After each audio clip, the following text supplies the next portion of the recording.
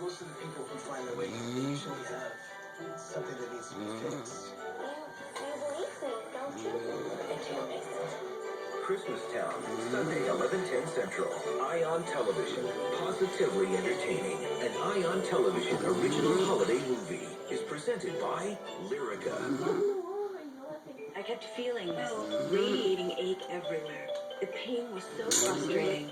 I found out that connected to our muscles are nerves that send messages to the body. My doctor diagnosed it as fibromyalgia, thought to be the result of overactive nerves that cause chronic, widespread pain. Lyrica is believed to calm these nerves.